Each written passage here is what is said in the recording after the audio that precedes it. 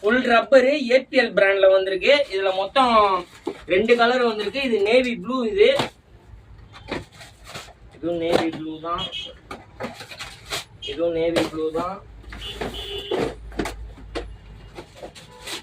அப்புறம் பாத்தீங்கன்னா ஃபிளிப் ஃப்ளாப்ல இது ஒரு மாடல் வந்திருக்கு, புது மாடலு. குவாலிட்டி செம்மையா இருக்கும் கைஸ். அடிடாஸ் பியூமா ஈக்குவலுக்கு இருக்கும். இதுல ஒரு 2 கலர் வந்திருக்கு கைஸ்.